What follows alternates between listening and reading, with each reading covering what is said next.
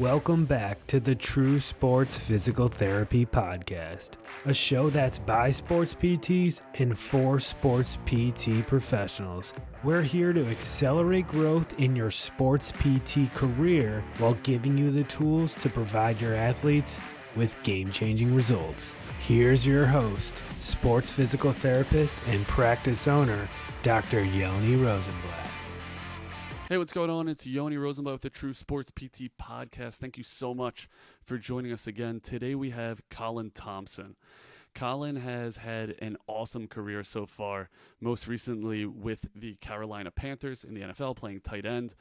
He takes a really unique look both at his career and also in his own business. He is the owner and CEO of Not For Long Media, his own media company, where you will find him sounding off on all things NFL, but really NFL culture, NFL business. And today we do a little bit of a dive into how Colin assesses talent, both on the field, off the field, as well as in his business. And there's so many takeaways here for sports PTs, whether it's the way you're assessing the athlete that's in front of you, or if you're on the business side of sports physical therapy, how do you assess employees? How do you assess coworkers? Colin has some really awesome insight here. And it's really a wide-ranging conversation. We hit a number of different topics. Obviously want to thank Colin so much for joining us, and want to thank everyone here for listening and tuning in, and for just trying to enjoy the conversation. Share your feedback. We look forward to hearing from you. You can always reach us with a DM. True Sports PT on Instagram is the easiest. If you're interested in joining us as a sports PT, shoot me an email. It's Yoni, Y-O-N-I, at truesportspt.com. I'll get right back to you, and we can set up some time to talk. We are always looking to add the brightest minds, the hungriest minds, people with true growth mindsets in and around the profession of sports physical therapy. So shoot it over, be in touch, and really enjoy this conversation with Colin Thompson. Welcome back to the True Sports Physical Therapy Podcast. We got Colin Thompson here, NFL tight end, entrepreneur, ranked as the number 2 tight end in the country in your senior year of high school, current host of the Colin Thompson Show, former sideline reporter. Tell me what I missed. Who is Colin Thompson? That's a loaded question. They all are. As my dad would say about my mom, she puts 10 pounds of shit in a 5-pound bag. I think I'm on the same wavelength of 10 pounds of shit in a 5-pound bag. Okay. I was the number 1 tight end in the country. Oh. And then I went to the Under Armour game, All-American game, and we had practice and everything was great. And I had like a catch for 15 yards, and the other kid had 2 catches for 30 and a touchdown, and he moved from 2 to 1. Easy. So very disappointed in that. I'll be honest. No, I'm kidding. It was that was a great experience. That was crazy too, but that's not what the show's about today. You didn't miss much, man, other than the fact that I'm here training with you. Found you through a good friend, Mike Burton, and it's been unbelievable, not just pumping your tires because I'm on the show, but you just have an amazing product for athletes, PTs, parents, people listening out here trying to figure out what's the best for my kid. I can guarantee you, and we're going to get in this too a little bit here. I was going to say outside of a professional atmosphere, but sometimes professional atmospheres are not the best. That's in big-time college football, big-time NFL. You're not going to find better PTs, better care than here. That's an unsolicited commercial. That I'm not going to cut you off. You just Yoni keep rolling with it. Very awkward with this because he's like, wait, we didn't. This is not the plan. I'm a paying planner. you for this, Colin. So no, it's legit. It's been amazing. I feel better. I move better. We're just getting started. So thank you, buddy. Yeah, thanks for joining us. For many reasons, I'm excited to have you on the show. I was introduced to you by the aforementioned Mike Burton, and it's when I was starting this podcast because you've been doing it for years now with Not For Long Media, and you really know how to put on a great product. And what struck me was how, when I got on the phone with you, we didn't even talk rehab, we talked podcast, and you were so generous with your time. You gave me like an hour and a half, and I was just drilling you with questions. And I realized you're running a really nice size machine over there. Like a media company. I thought I was just talking to a buddy of Burton's who had done this a couple times. And so your prowess with, as an entrepreneur, managing a media company, and then your journey through the NFL. We'll talk about kind of all those other bounces and stops. I think you're uniquely situated to speak on how talent is assessed, how you bring along talent, how you attract talent. That's something that's constantly at the forefront of my mind as a business owner. And also, forget a business owner, even as a clinician. Where's the athlete talented, and how do I cultivate that? So I'm excited to hear your take on all those things. Take me back to a time when you felt your talent was properly assessed. Wow. Probably when I went from the number 1 tight end in the country to number 2 tight end in the country. That was a proper assessment. It was proper. Should have went a lot lower. It was funny too. Like on a health base, I was the kid in high school that was, the bigger kid. They got to put weight on me. I have to be, I went to a powerhouse in Pennsylvania for football, Archbishop Wood. We had like 5 NFL players and a bunch of Division I college football guys. We won the state title. The whole thing. It's still really good football. And the coaching staff thought I should just be this like monstrous tight end. And they were right. I was 255 pounds, the same weight I am now. This was my senior year in high school. That's why I was ranked so high. I only had 13 catches. I was just mauling these like 200-pound kids, So I was huge. And then, back to the journey. I ended up breaking my right foot twice, broke my left foot twice, and, kind of fell off the football planet and got medically disqualified from Florida after being on such a high. But where was I properly assessed? I would say it's been a real long – I can't answer that question because I've been constantly, in my opinion, undervalued. Yeah. But also, I would say the first time I was properly assessed was this year when I was at my lowest point of my professional football career, physically, after several calf strains in a 2-3 month period, and the team kept me around. Where I was on the practice squad, and you're supposed to practice every day. Practice squad players don't miss practice. I know that sounds kind of corny to people listening, but it's like fact. You don't miss practice. But the Panthers kept me. Even, people labeled me as a Coach Rule guy because he was my coach in college. Coach Rule left. They kept me. I got hurt a lot and didn't really practice till week 8. They kept me. So tons of respect for them and their front office and their people in that building for really appreciating my value. That's more than football. And then when the football stuff was rolling with that, obviously things are really good for me personally and I think for the team. But this year I was able to show, my ability to coach, lead, bring young guys along, battle through the injuries that were just never ending with the calf strains that people had on here are just absolutely brutal. You always heard about them and said you could get through them, because that's everyone's mindset, especially as an athlete, but they were a mountain. So I would say this year was the first year. It's a great question. It took me a minute to think about it. That's crazy that you think this is the first time you were properly assessed, because like you said previously, you have been assessed every single year, every single game, every single snap since, call it, sophomore year of high school. So all the way through different professional leagues, you train to get drafted. You don't get drafted, but you're constantly being assessed. And the first time you feel properly assessed is at age 28. 28. It just turned 29 December. Okay. Happy birthday. So how did 4 months ago. What did they do right that others did poorly? It's a great question. I think with Coach Rule and the front office there, and I'm Coach Wright. Coach Wright's going to do an amazing job there too, and he's a very successful football coach and person, from what I hear.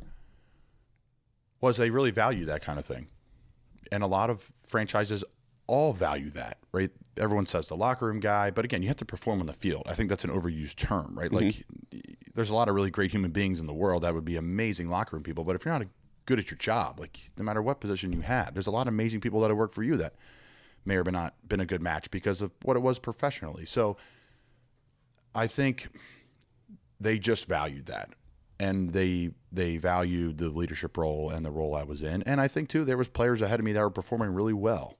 So that made it a lot easier for them to keep me around, because at the end of the day, it's a business. You have to win and have the best players on your team. So you do. You're right, obviously, but it sounds like they had figured out what it is they value. It was the formula in our room, I think, in the tight end position. And you kind of match that. Have you seen times, I'm sure you have, in which the team or whoever was evaluating you didn't have it figured out as to what they valued? Of course. It's a loaded question for me individually because I was always a low player at the bottom of the roster, and I knew the guys were better in front of me. And again, it's like what they're a Pro Bowler or you're a good player but a locker room guy.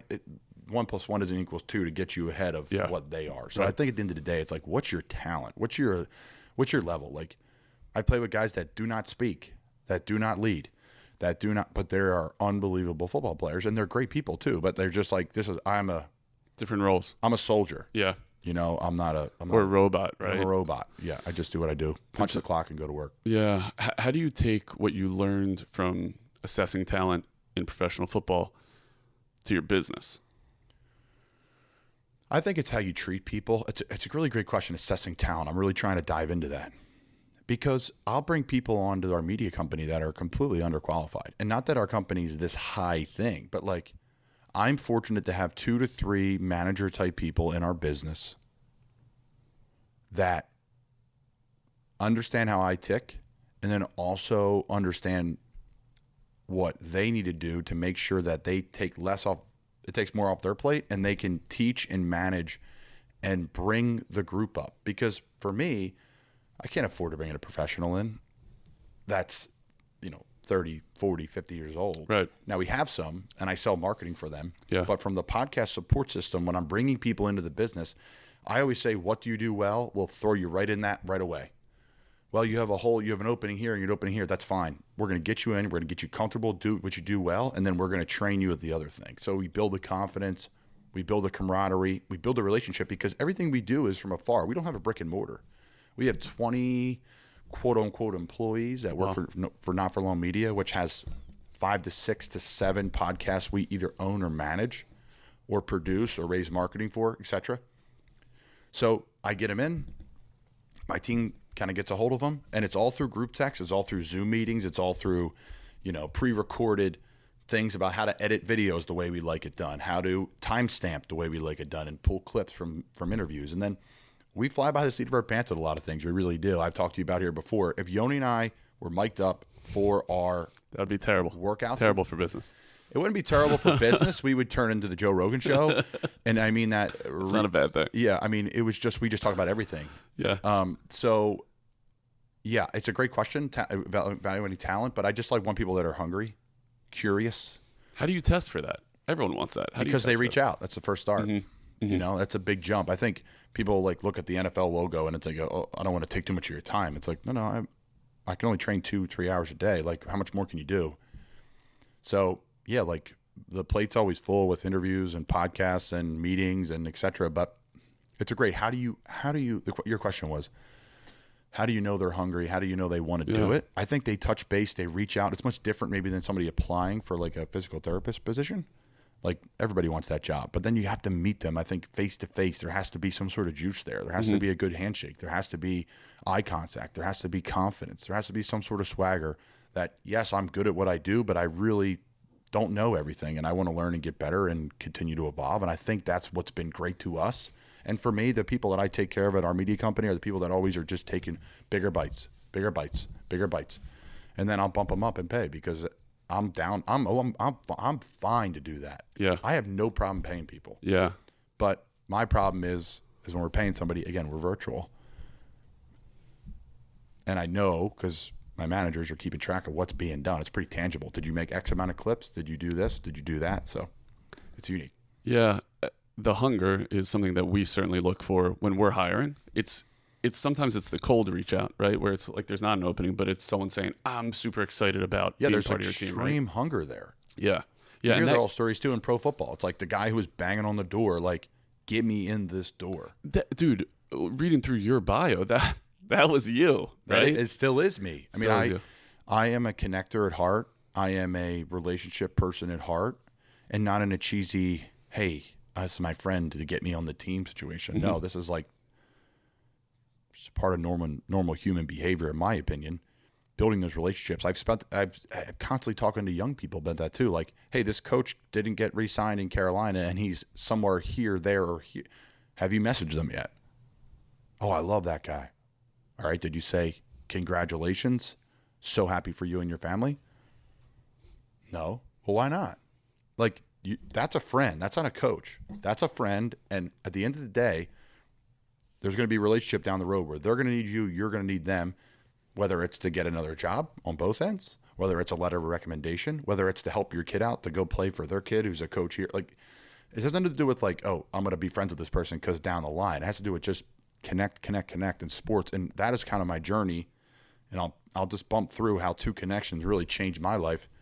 So when I was visiting University of Florida, getting recruited, so fortunate to have a bunch of offers, and that journey was incredible through high school. Where else did you look? My top 5 was, in no order, Boston College, Wisconsin, Alabama, Florida. Alabama offers you a full ride to play. It was unbelievable. Nick Saban on the phone. I'm in the weight room at Archbishop Wood High School, and my coach comes, Colin, come here. I thought he was pissed at me. I'm like, oh, man. I always have that, like, fear, right? Kind of we all do, like, what I do wrong. And I was like, choir boy. And he's like, Nick Saban's on the phone. Hands me the phone. Oh, Coach, Colin, how you doing? In a southern accent. How you doing today? You know.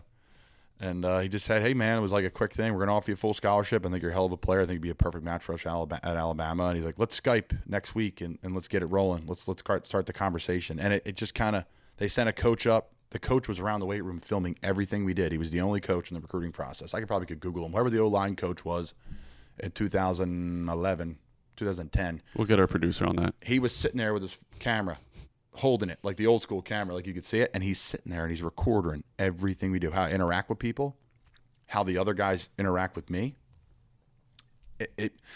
This is essentially what happened, too, and I'm off topic. I want to go back to that. You're not off topic because it sounds like where you're going is Saban or whoever. Relationships, and he's assessing your talent. He was completely assessing my talent, and that was almost like in a creepy way. But he wanted to see how I reacted to the camera, right? Like, am I putting too much weight on the bar? Like, am I being myself? It was very awkward, especially as a 17, 18-year-old. Everyone now would be like, oh, if I was filming, people are filmed all the time now. Remember that in our world. It's very normal now to film somebody do something. I film myself every day in my face. Mm-hmm. Like, I do these food reviews. Like, that was a jump for me. Like, I'm going to put this on my social media, me screaming about a cheesesteak. Shout out to the Sam Boners. Check them out. Sam Boners. But long story short, I remember going into my coach's office that next day. This was when the recruiting period opened up, probably like mid-April, getting close to it here.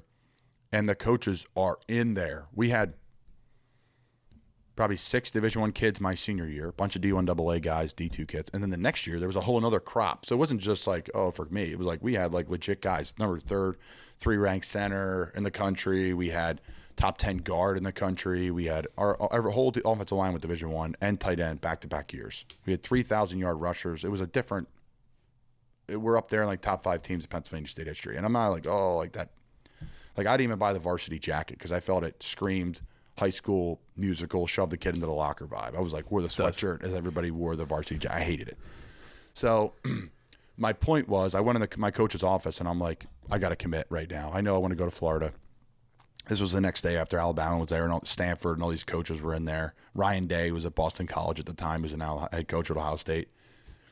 And he just was like, you ready to commit now? I'm like, I know where we want to go. We all know where I want to go. There was only 2 tight ends there at the time. One of them was Jordan Reed, and the other one and the next one were 2 defensive players that were transferring over. All these other tight end rooms have 8 guys, and I'm not afraid of competition, but you're going to get hurt. Someone's going to get hurt. You have to find the right – and it was the right fit too for a million other things. But I remember I'm committing because I remember our teammates when Alabama was there recording, guys were putting like weight on the bar, crashing their weights, like showing off. And I was programmed in the right thing. Is about leadership at that time, about like making the right decisions. Like I was like, hey guys, like we're not getting school rings our senior year. We're going to win a state title, so we're not doing that. Like it was very Texas State football vibe of how we tried to go about a business. It was very serious. We had a ton of fun too, but I'm kind of off the rails. I ended up, committing to Florida on Cinco de Mayo, whatever that was, 2011. 2011 spring.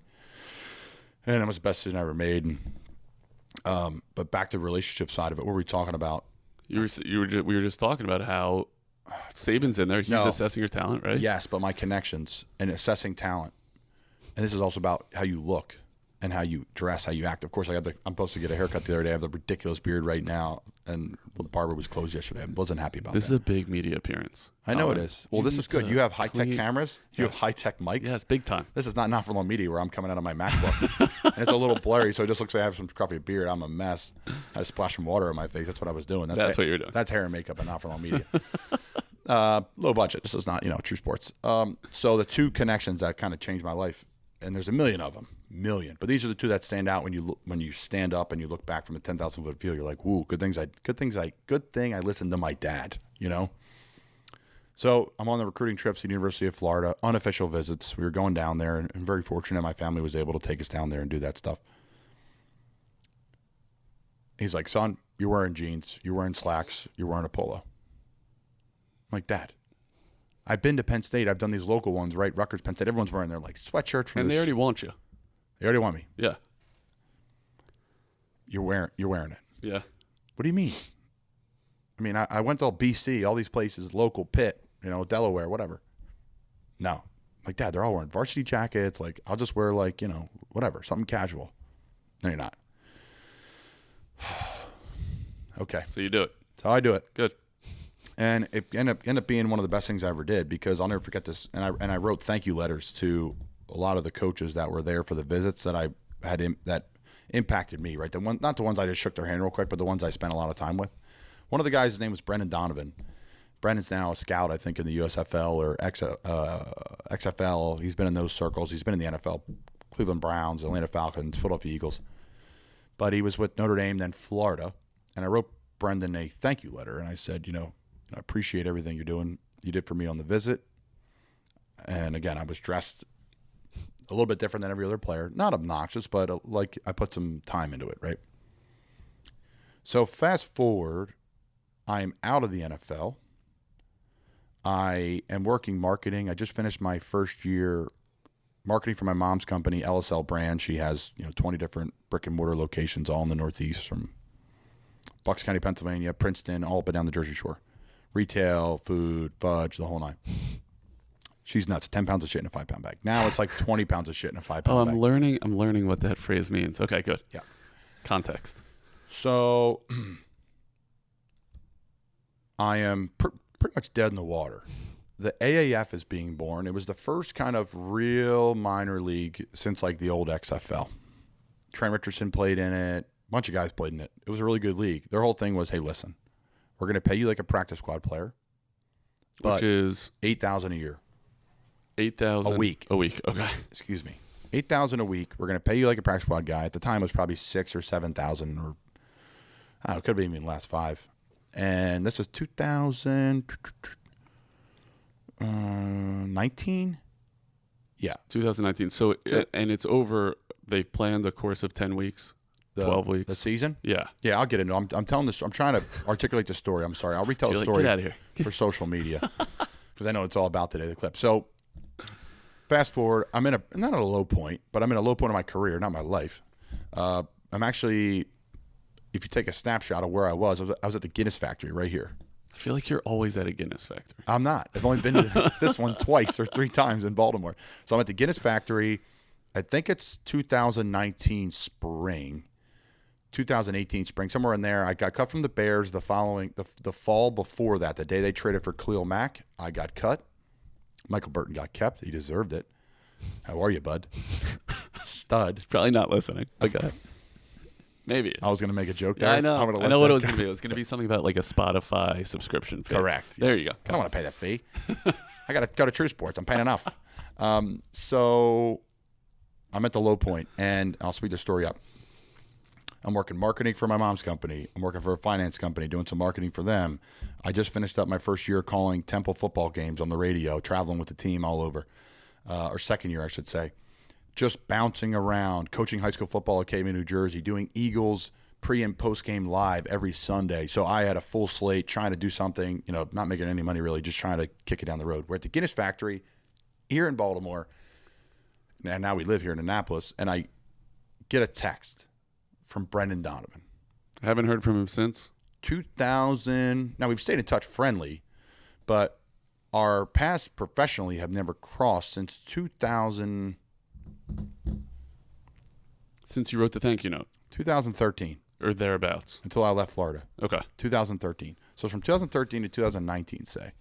Really no contact professionally. Hey, man, are you in shape? You're holding 2 Guinnesses. Well, I just finished my third, and we were out the night before in Annapolis. It's, February, March night, and again, a March day, and it's a Sunday brunch kind of vibe. Okay. I think we're off Monday. It was one of the holidays. It's a Wednesday, but it was a Sunday vibe. It was a president's, I think it was either MLK Monday. I think it was MLK Monday. Okay. We were out on a Sunday. And you're celebrating. Whatever, just having a couple proper pints, and we just came back from London, so of course the longest story ever again. We're celebrating, having a good time, and are you in shape? And I'm looking at my phone. I'm like, why is he texting me? Now, my agent's telling me, listen, there's a couple workouts that could come up with NFL teams, but it's not looking that great for futures. You should think about this league. He's like, but let's see how the league looks on TV. Let's see how the players' responses are out of this league. If it's a shit show, we're not going to put you into a shit show. You're still playing. You still have interest. We're not going to put you down there. Because if you don't play well there, you're dead. You're dead. Yep. So I go I go outside. I text him back. Of course I'm in shape. Anybody has 3 Guinnesses in them, they're in shape. And I have been training through it nonstop. That was a grind in itself. We could 4-hour episode about training and just like burning out because you're like, when do I take time off? I can't take time off because NFL workouts are on Monday, Tuesdays, and Wednesdays. I have to be ready to go.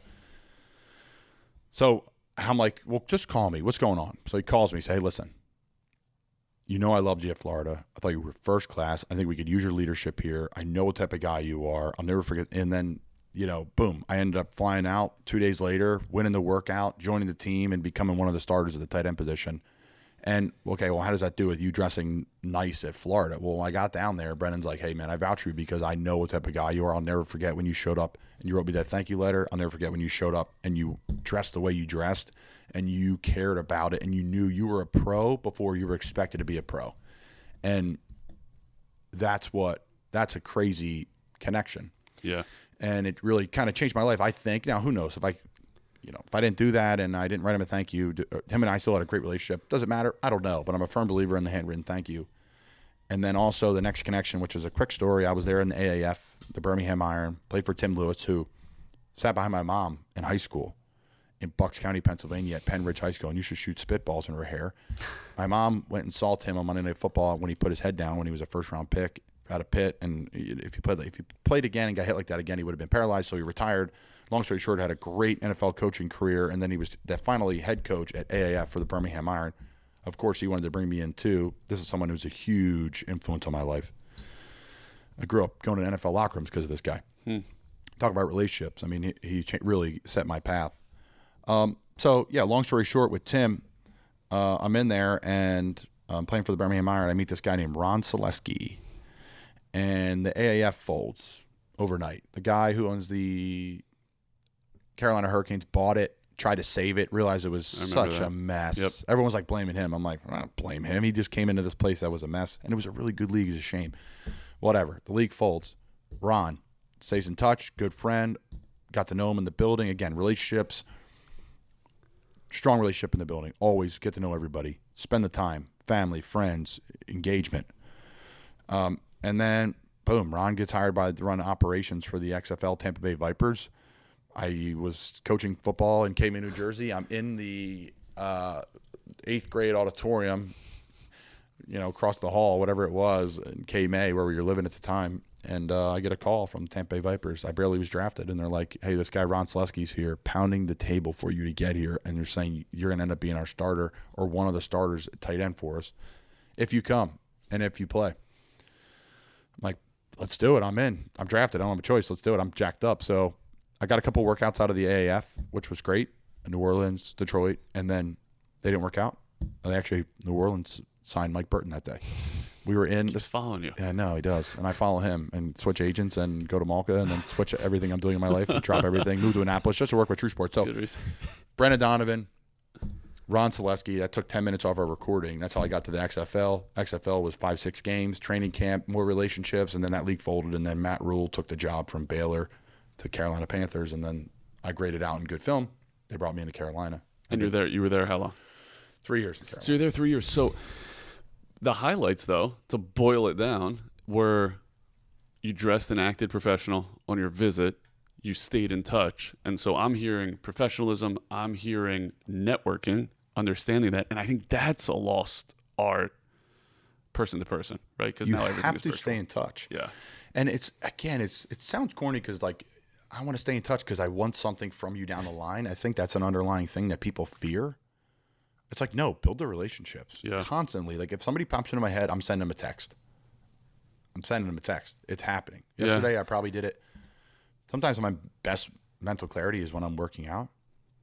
Like, our best show would have been if I worked out already into this, because now I'm like, man, there's a lot to talk about. We'll just take the mics. I see the clock running. I'm like, wow. And we have PT in 25 minutes. No, I don't care about that. But this is way more fun and more important. So, yeah, I think connecting is number one thing. And again, if you're a PT listening, it's like, how do I connect? Because there's a million of you. And how do I find the right fit for me? That's the other thing, right? Like, it's the same thing. It's so much different than probably professional sports where they're finding you. But you're trying to find PTs too. Good fits. I think you just got to dominate and get as much information as you can. Like, I have mentor a couple kids, football players that are high school going to college. Are like, what do I get my degree in? I'm like, well, what do you want to work in? If it's not something like this where it's some sort of hands-on, you need to get science courses, all that, like, get a degree in finance because it always works for you, and then connect with everybody you can along the way. By the way, even if it is this PT world, like, if I had to do it again, I wish I would have been a finance major, a business major, something, because it just broadens your horizon. You still need those prereqs, but why not? You want to be as wide a net as possible. That's going to help you.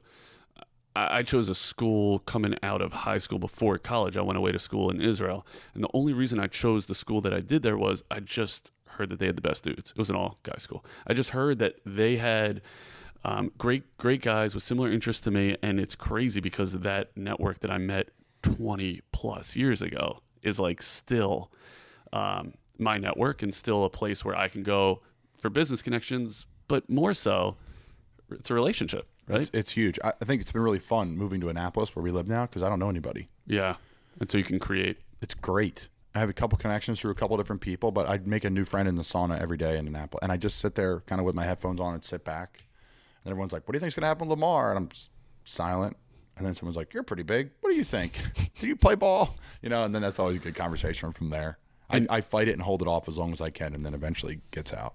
And then eventually, not that I'm somebody important, big. I'm an NFL player.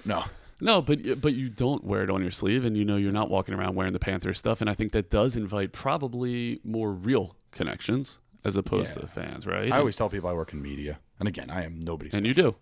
I do. Sports media and sports media, and we have food media, a little bit of everything, and very successfully. So, did you know this coming out in terms of assessing talent? Like, your training. Talk to me about your draft prep or your combine prep. Did you know what they were looking for and how to train for it? And was that a worthwhile process? Are we going to discuss how I think teams should evaluate better talent? Hell yeah, we're going to discuss that. Okay, cool. So I'll answer this question first. You're saying, because I know we talked about that last week, and I'm sure we're trying to get there. Yep. And I'm just taking forever. Not trying, getting. We are getting there, and I am taking forever per usual, because this is how I do my shows. Yeah. I think, okay, so your question was, how do I know what teams are looking for? I think they're just looking for whatever your weaknesses are. If I think back, I don't move that great. I can attest to that. Thanks. Damn it. I don't move that great, but I move well enough. Yeah. And my other attributes are they do me really well. Strength, power, hand-eye coordination, all the things that you can probably do at tight end other than run fast.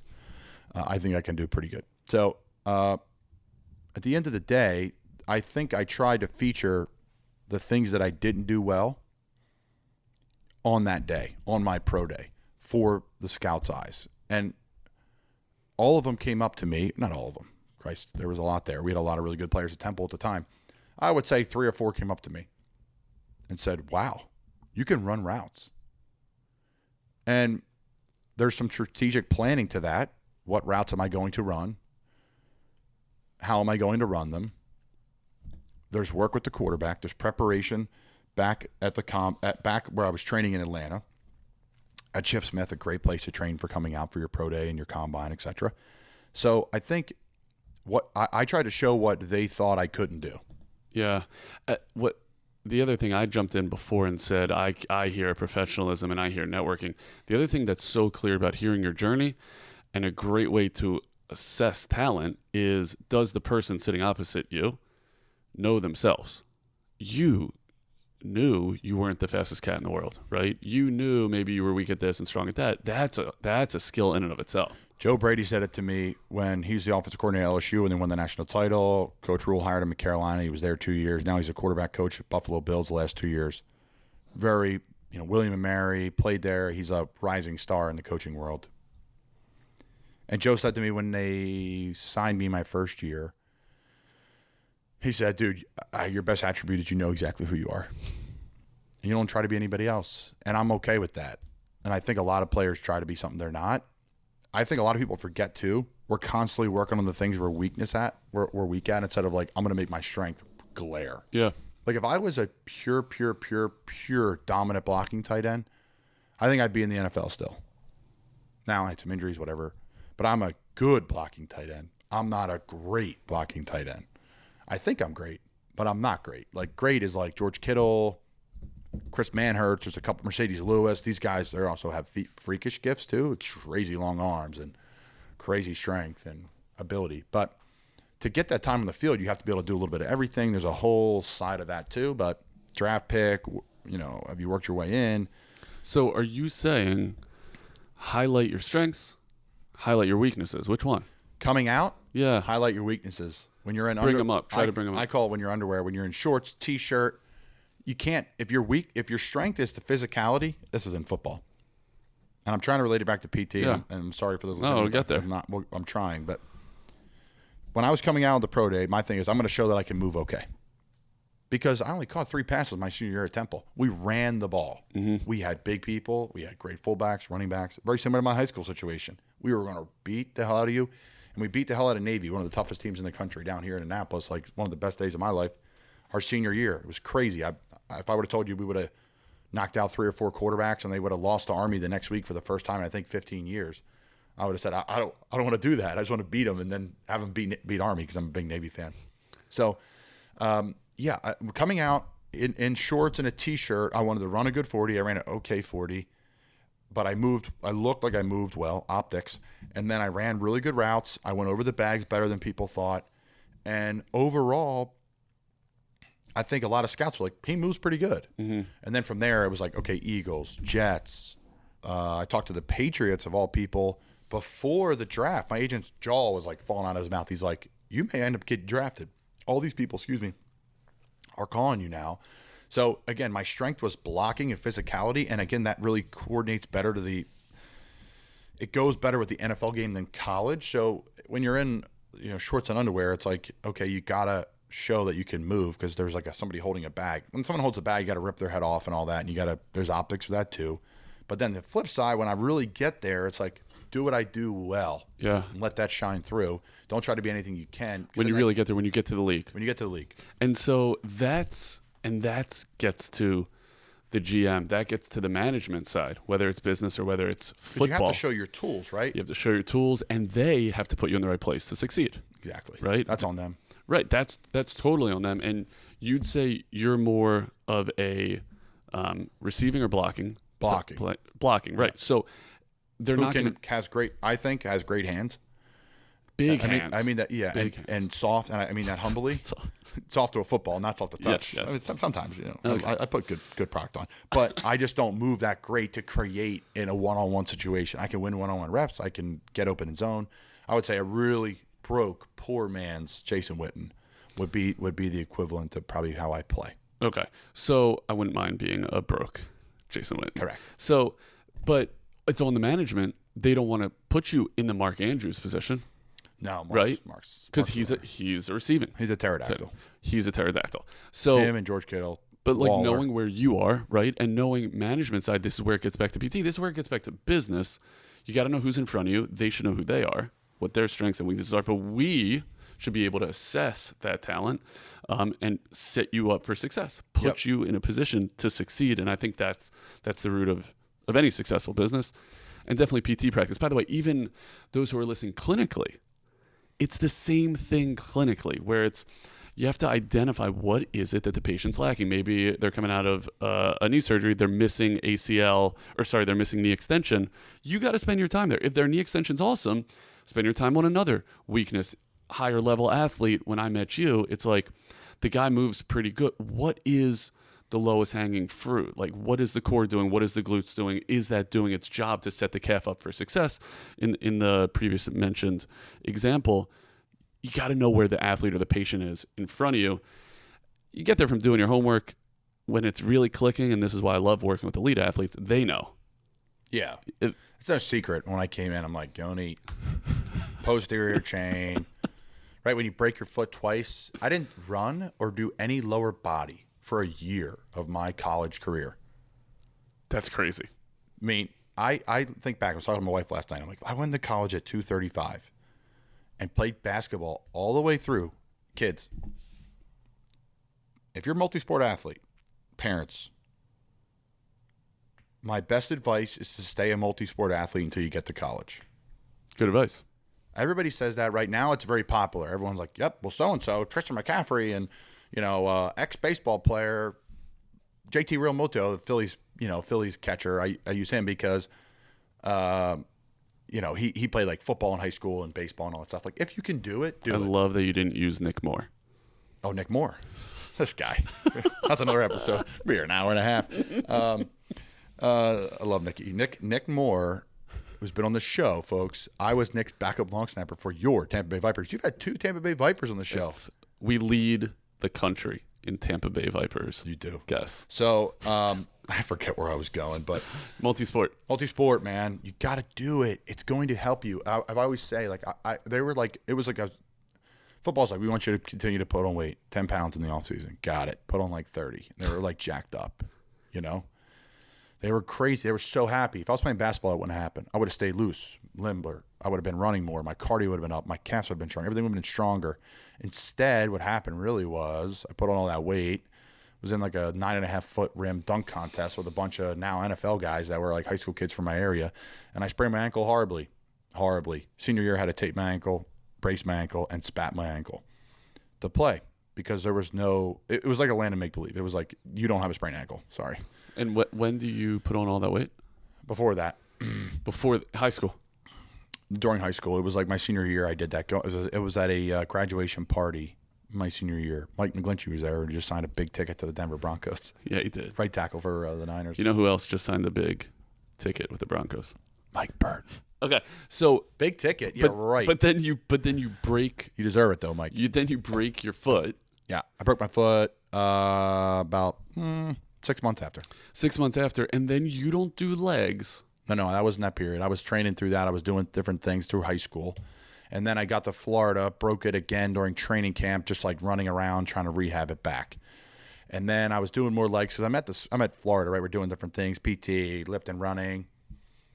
And then what happened was I had the navicular stress fracture on the left foot. And that was like the big boom. Why Florida's like, you're out. It's over. Career's over. Medically disqualified. We'll pay for your school, but you can't play a sport at Florida. Because I'm like, great, I want to stay here. I just met my wife. We have these awesome friends. I want to play in the NFL, but again, you're like 20, 21 years old. You're like, oh man, like this is fun. I'm socially just becoming who I think I want to be. Yeah. Doing well in school, and then like boom, rock bottom hit. I'm like, I'm transferring. I didn't do well in school. I was like, I'm out of here. And ended up being, just a crazy journey. But I didn't do lower body then at all. I didn't run, nothing, because I went to Robert Anderson in Charlotte, North Carolina. He's like, you need to shut it down because you are just burning it at both ends here with your feet, and you're trying to come back, and you're playing with nubs. You need to go down to square one and then bring you back up. Thankfully, I went to Temple. They were my only offer after having 30 scholarships. They were my only offer, 2 years before. and he probably listen to this because I'll send it to him. But Joel Roth, I think he's the best PT in the world other than you, Yoni. Thanks. And he saved my career. And I got very fortunate that he's there.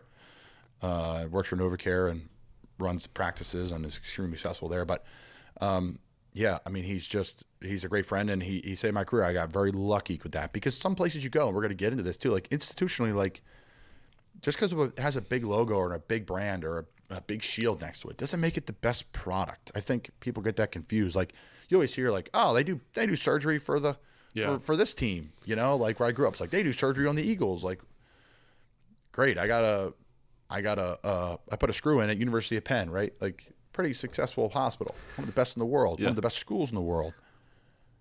They put a smaller screw in because they didn't think they treat everyone the same there. I'm like, I'm going to be playing. Can we do a bone graft? No, we don't do that here. I had to get the same surgery twice within 4 months because it wasn't done right. So I think you have to do your homework. That's the bottom line. As someone who you're going to be doing talent evaluation, you have to do your homework. So deep for you, like what's social media like? Do they have any skeletons in the closet on social media? I think that's a huge thing we're finding in the world we live in today. I should have done way more, and I did it later because I hit up a couple NFL coaches that I'm like, where did you guys send your guys if you break your foot? And is that where Anderson started? And that's where Anderson came in because he's best in the world at it, foot and ankle, in my opinion, and he's in Green Bay now, but he was in Charlotte for the majority of his career. And so, like along those lines, it's an eye-opening story because I've worked with NFL guys, not named Colin Thompson, who had Dr. Anderson do their surgery. Yeah. And what I saw later was a freaking mess. And the reason the guy was a mess was not Dr. Anderson. It's like what happens following, right? And so some of those guys end up back in the building. Some of those guys have their buddy who's a PT, whatever. If they're not doing their homework to know that that's an integral part, obviously I'm biased, but an integral part of the outcomes, you're doing everyone a disservice. You're doing the team a disservice. You're doing yourself a disservice. And that's number one. And the whole thing at the end of the day is like, how do I know, though? I'm a player. Yeah. What's the answer to that? How do you know? I walk into a building and I'm like, this is who I trust. That's yes. Because that's who you trust. They're in your corner. They've been there when you literally are rolling on the ground and your shoulders separated. Yeah. And they pop it back in for you and they help you. And that's the world of that athletic training, you know, physical therapy, strength and conditioning at the highest level, because it's the chicken or the egg. We need you to play. We don't want to hurt you. You need to play financially. So everyone's sitting here like, go play. Everyone's sitting here like The Office when they got their guns up. You know, they're sitting there and they're pointing at each other. Okay. Everyone will know this other than you because you're clueless. Yes. The Office. The Office. They're sitting there like it's the Charleston episode and they're all like got their guns up. All right, whatever. Everybody listening knows it. Okay. But everyone's pointing guns at each other like, well, okay, now what? And I think that's a really hard thing to do. I feel bad for the industry because you don't have enough time. Our union doesn't allow us to be in the building. We don't get paid. If we walk it right now in March, we don't get $1. So at the end of the day, it's like business. Are you going to go into work for the next 2 months and not get a buck? Or are you going to be home with your family, see your kids, train on your own, pay for your own physical therapist? Like, that's the whole it's very tough. It is tough. The solution. Let's hear it. Mike Burton didn't give one, by the way, on his episode. Solution. I'll give one right now. Okay, I'm excited about that. I was going to say the solution for the outside, for the player, goes back to your original point, which is, what's your network? Who do you know and how? The issue is you build that network by the time you're my age, 29. You're right. But that's why we're doing this. We're saying do it earlier. You have to. And you have to do it with everything. Financial managers. But the problem is you're a 21-year-old kid. Everybody, and you're making hopefully millions.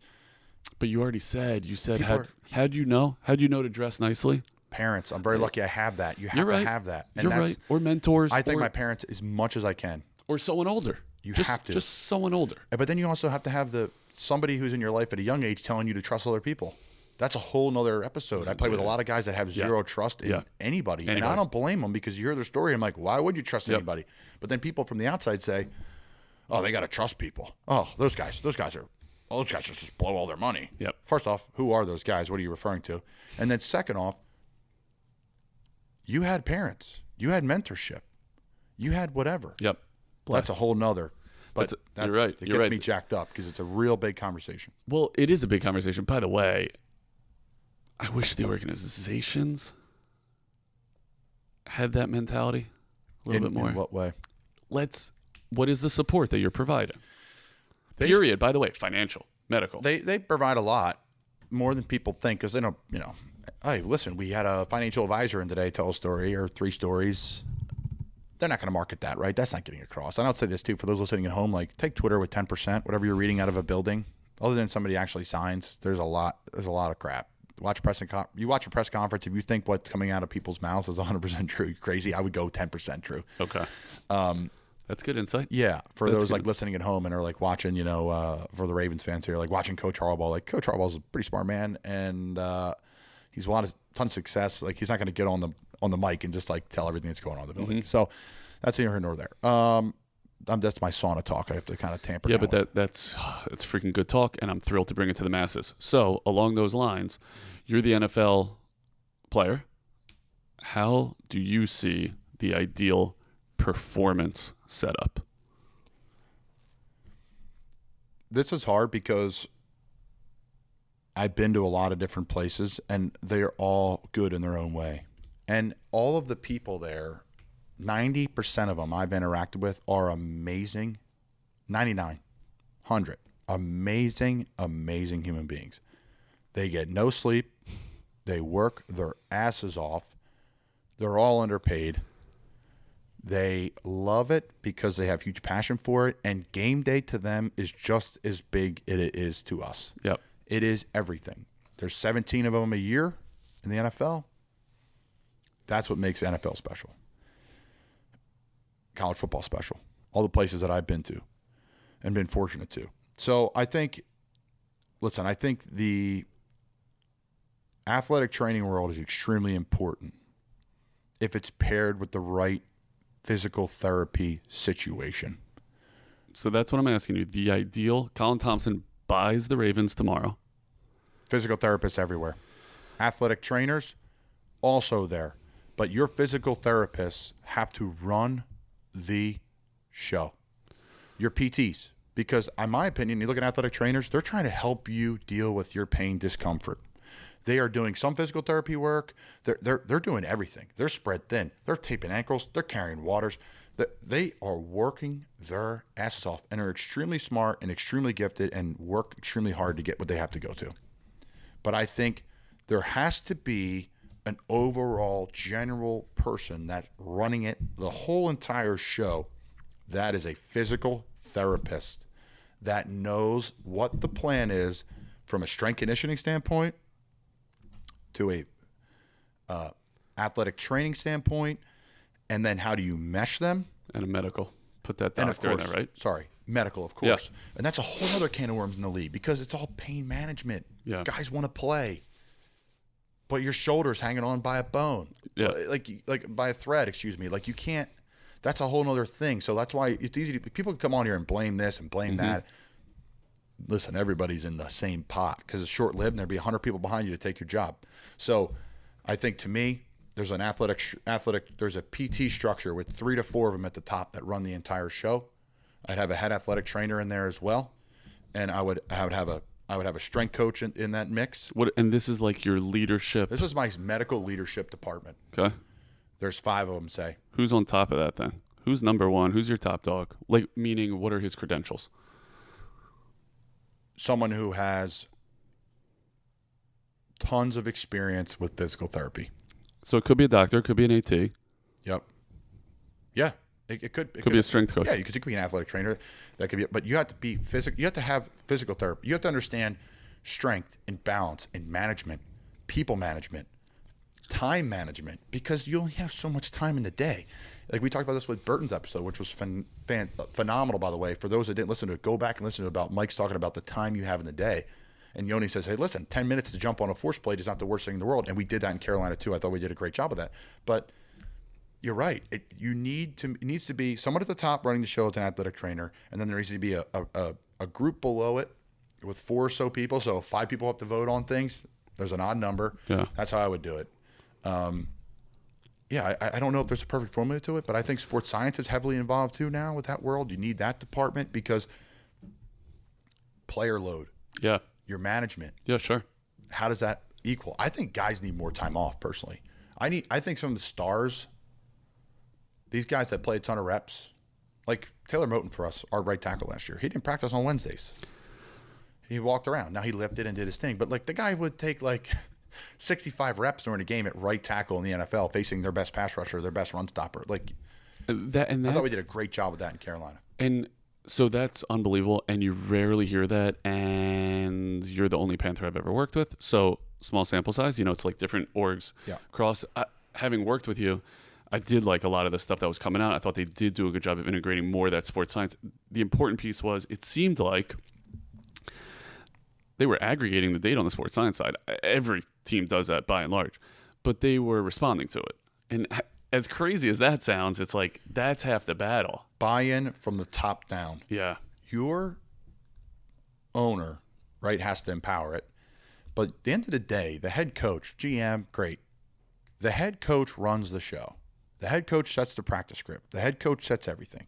So, my opinion, if there's medical issues, that's on the head coach. They have to find a way to remove that. They have to know, hey, there's a couple of guys got hurt last week. We can't afford a couple more guys to get hurt this week. It needs to be throttled back. I think there needs to be more. I get it. There's something. The rubber's going to meet the road at some point. And then again, that goes back to the GM. Do we have veteran players in here? Do we have players? What part of stage are you on? If you have a younger team, you have to practice hard. But if you have an older team with some younger players sprinkled in there, again, that goes back to talent, bringing people in. Can you pull the throttle back and have more walkthroughs? Can you pull the throttle back and say, okay, listen, we're going to hit today just for the first 15 minutes of practice, and we're going to take the pads off, put the spiders on, and then have a jog through the rest of the day? I think you really have to have a good pulse of that. Like there's some days I'm walking out there and I'm like, today should be a walkthrough. Yeah, but there's also pushing through it. But what am I pushing through it for? It's week 14. I think, and again, I thought we did a really good job with that in Carolina because our was all synced from the top down. And there was a buy-in from both head coaches that I've been with there, Coach Wilkes and Coach Rule. We are going to trust the science department. We are going to trust the science department. We are going to trust it. That's really unique. The carryover to the business world, which I'm sure you're doing at Not For Long Media, is do you have the pulse of your organization, right? And then are you willing to change, react, and adapt? Are you nimble enough to do that? That's a matter of structure, confidence in who you've surrounded yourself with, which goes back to our assessment of talent, right? And people in the right positions.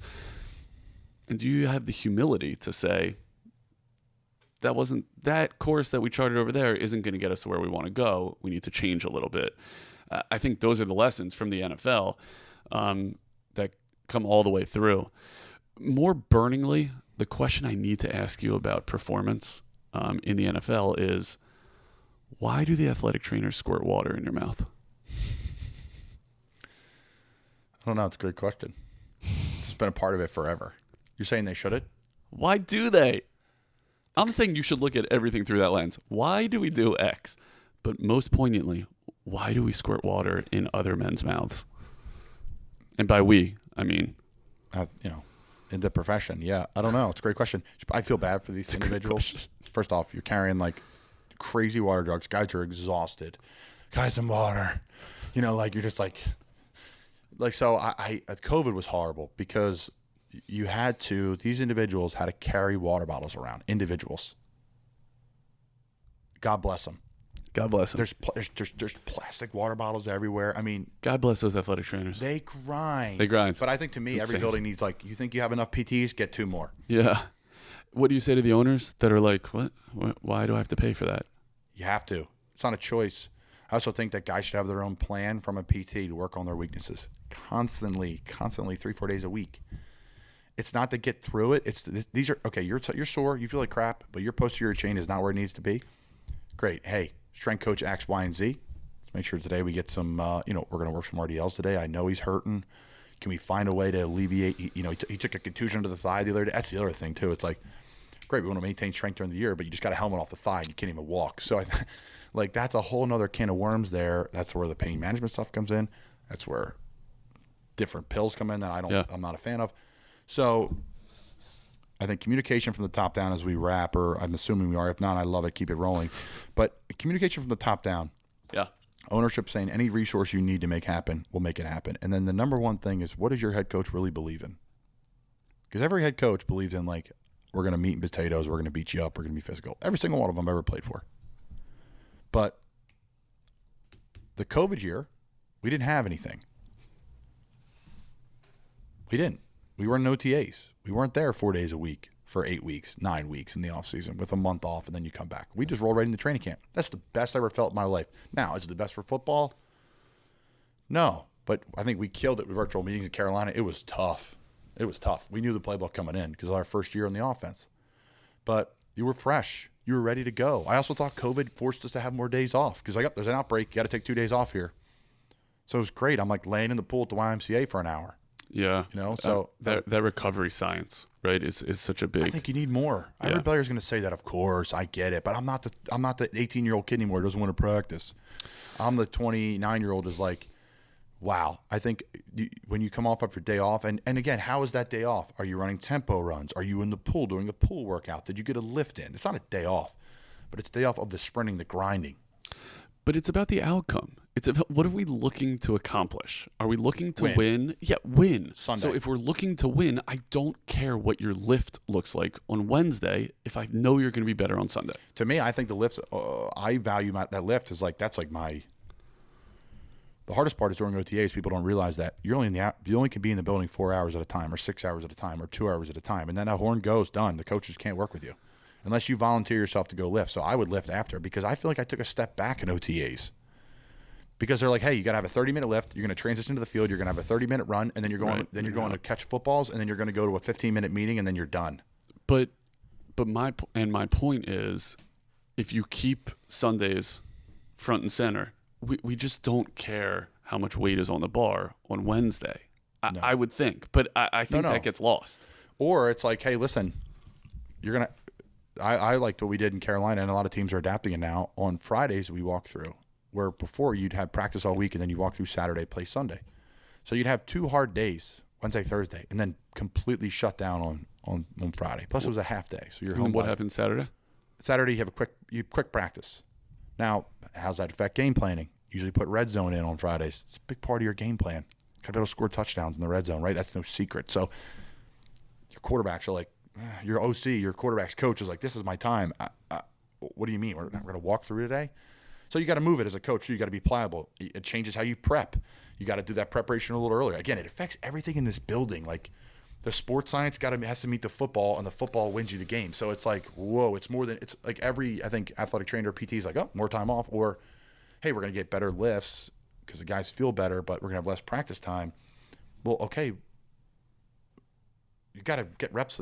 Yeah, well, that's why I think you have to have this unbelievable wide lens. That's why I like the idea of having a guy who's able to speak so many different languages, football speak included, running that performance side. But again, I think it's the same in your company as well. You have to have the CEO, the Colin Thompson at the top, being able to see where am I going, how am I assessing talent, and what is the goal? The goal is to put out an awesome product for Not For Long Media. I just keep telling the group, keep kicking the can down the road. And for our young folks, they all are young, they're all like 25 and younger.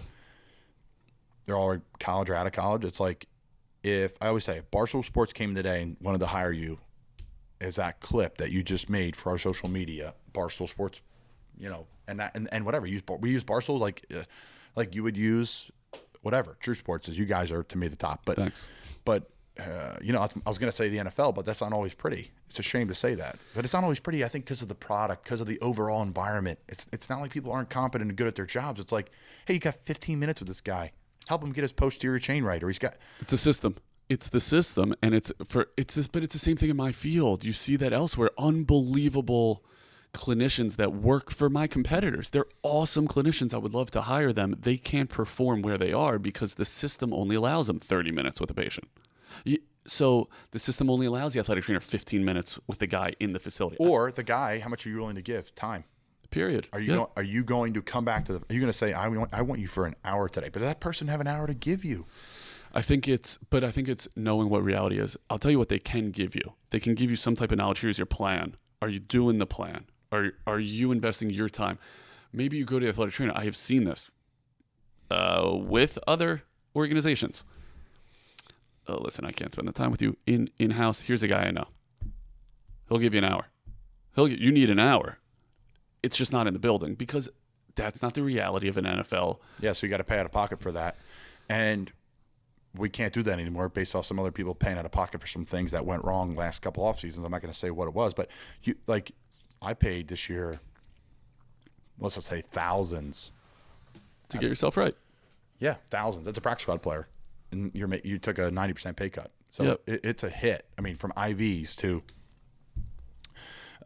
chiropractic care to massage to PT care. That's 4 different people I saw outside the building on a weekly basis to try to get myself back to practice. And then timing sucks, right? Because I got guys coming to me at 6 p.m. They were in the building for 12 hours. Yeah, you're in at 6. They don't want to. I don't blame them. They're cooked. But then again, as a player, okay, how can I handle this? Just finish practice. I need to get a lift in. I have an hour to get a lift in, eat lunch, and then go to meetings, all within an hour, and shower, and tub, and sauna, and all the things that you want to do to be a pro. So you really have to get up early. You really have to handle your time right. And then at the end of the week, you're going to come up for air a little bit and breathe. But then it's like, okay, my caffeine gets involved. Like, where's your meal prepping get involved in that? There's just so much more to it. It's like, okay, I got to see Yoni in an hour. I got to do a cup of coffee. I know you like the media game. You'd be an awesome consultant. I think Malka Sports should hire you as an agency consultant. You hear that, Malka? Malka, it's cheap too. You could, yeah. I am, but it's a great outlook, and it's totally applicable to any field, which is lay your day out. How do you optimize? What are your goals? And it's true for Not For Long Media. It's true for True Sports. It's true in the freaking NFL. So that lands with me. I'm sure it lands with our audience. I hope it does. Oh, what do we miss? Because we talked about so much. Well, I'll tell you what we got to get to. We got to get to the lightning round. Oh. So buckle your ass up. Here we go. Just answer. It seems like you're a little bit long-winded with your answers. God, I knew you were going to say that. Okay. People are like, this guy's so annoying. He said Brendan Donovan 50 times in a row. Okay. Number 1. Who's the most talented athlete not named McCaffrey you've ever seen? I was going to say Christian in a second. Yep. Talented athlete that I played with or seen? Yes. You said seen. Myles Garrett. Monster. Everyone says he's a monster. He's a pterodactyl. He just walks around out there. You're like, what is that? What is that, man? Freak. Christian knows the best player in the NFL. You lined up against him? No. Miles? No, I was inactive this year. We played him. I lined against some freaks, so Miles, Khalil Mack. Whew. Boy, oh boy. What's the secret blocking that guy? Nothing. Hold on for dear life. Shot. Cut? No. Cut. Can't do it anymore. Okay. You versus Sid Thompson in a lacrosse shootout. Who wins? Oh, Sydney. I think, but she was defense. She was defense. But cool. She could run and freaking. It's a shootout. A couple goals in her career. It's a shootout. I think she would win. She's way better athlete than me. Do you know what you're doing with the lacrosse stick? No, but a hockey stick I do. I still want to play in the NHL. I really still think when I'm done playing in football, I'm going to strap the skates on for like a day and go to a free skate and then see if I can do it, and I will give it a shot. Secretly. As long as you give it a shot. Best place to get a Philly steak sub in Philly. What the hell's that? A Philly steak sub? Can you tell that I'm a kosher guy? And I've never mixed dairy and meat together in my life? It's fine. You can still have a Philly cheesesteak, no cheese. Not a Philly steak. First off. You know what's amazing about that? The reason I said Philly steak is because that's what it is in a kosher spot. It's just a steak sub. It's not a cheesesteak. It's a steak. Here's the thing. Okay, hold on. Let me revise that. Ready? And it's not a Philly cheesesteak. What is it? If you call it a Philly cheesesteak, just tell me what it is. It's a cheesesteak. Okay. Best place to get a cheesesteak in Philly? Angelo's Pizzeria. Why does it say pizzeria if it's a sub spot? It's former Sarcone's Deli. Ooh. That's incredible bread. Okay. And the guy, he was on the St. Boner show the other day.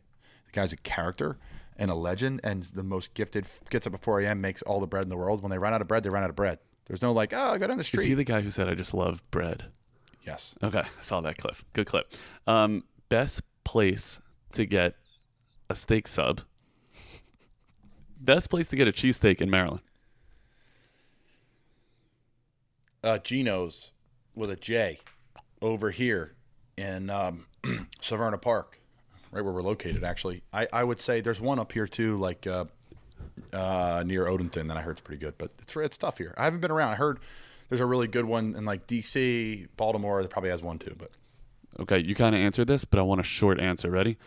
What do you look for in a sports physical therapist? elite communication. Where is Colin Thompson in 10 years? Not in true sports performance, that's for sure. I've never heard of True Sports Performance. That's like calling it a Philly steak sub. We're at True Sports Physical Therapy. Oh, come on.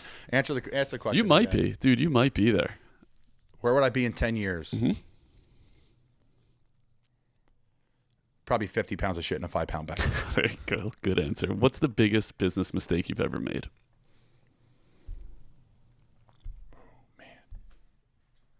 Probably not being as dialed in as I need to be on the numbers side of things, the business. I just want to work and grind and manage and do that stuff, but you got to make time for it. You get big enough, and hopefully you hire people to do all that stuff for you. That's why you pray. I'm not there yet, though. Okay, last but not least, where can this unbelievable audience of sports PTs find you? Thank you all for putting up with me today and listening to me You today. were great. I mean, it's just chaos. Yoni and I, the thing is, this is an hour 9. Where can you find me? The Colin Thompson Show is my show. Not For Long Media is our media company. I started Not For Long Media when I got cut from the New York Giants, had emergency appendectomy, and found out the NFL stood for Not For Long because they said they were going to keep me for a while, and they cut me 48 hours later. Not For Long Media, Colin Thompson Show, Colin Thompson 86 on Instagram, Colin Thompson 2U on Twitter. And, notforlongmedia.com. And I encourage everyone listening to reach out. You got questions about NFL performance. You got questions about the professional world. I mean, Colin's just, like I said at the beginning of the episode, unbelievable communicator, but so generous with your time as you were today. You've helped us in this podcast tremendously. So I really appreciate you. Everyone listening, really appreciate you for listening at home. Can't wait to do it again. We'll talk soon. I'm excited that it cut into our PT. Ugh, so now we only have 30 minutes. I cleared of PT. the rest of my day.